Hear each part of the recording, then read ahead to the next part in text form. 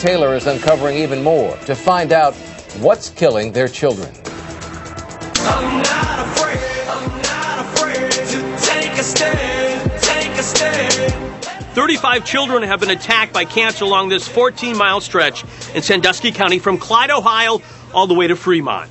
4 kids dead, including 6-year-old Cole Keller and Warren Brown's 11-year-old daughter, Alexa. It got to the point where I'm sure that the tumors in her brain that caused her not to be able to speak. I know she could still hear us, but she couldn't respond. I think being trapped in that environment would be horrible. The state hasn't solved this deadly mystery. Do I think my staff is competent? Yes, I do. You think they're the best in the world? I don't know if they're the best in the world. At what they do in terms of looking for air contaminants and water contaminants, I think they're as good as anybody. Now a bombshell.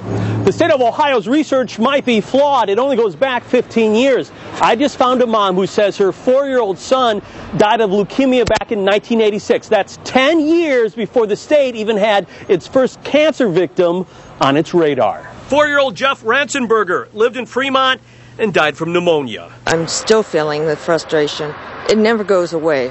Mom says she contacted health officials, but there's no record of it. No, they didn't do any kind of investigation. Not at all. I just got the runaround. The state tested all over, including Clyde's largest manufacturer, Whirlpool, and Vickery Environmental, where toxic waste is pumped into deep wells. Nothing has been found. The other bombshell. Well, it's not just the kids either. You know, the adults have it too, but nobody's checking to see how many of those have come down with it now. State officials say adult cancer rates here are similar to state and national rates. I checked. They are actually higher. On average, 327 people get cancer each year in the county. 139 of those die. Yet, no adult testing has been done.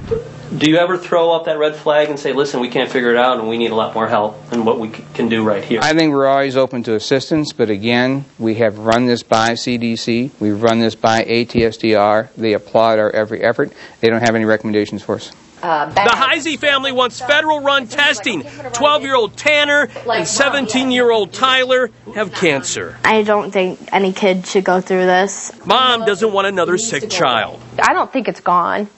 And I don't know if it's ever going to be gone, you know, and it's just like, are we just sitting here like on a time bomb waiting for something else to happen?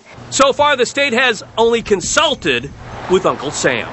If you want the feds right here now solving this mystery, just log on to our website. I've created a special link to all the bigwigs in Washington, D.C. Just look for my stories. Hey, I don't want another kid in Clyde catching cancer. Do you? Scott Taylor, 19 Action News. I'm not afraid to take a stand. Everybody, come take my hand, walk this road together. So far, the response to Scott's investigation has been simply overwhelming. But remember, it is up to you now. Log on and tell the feds that these kids need help. You can bet we will continue to investigate what's killing those children.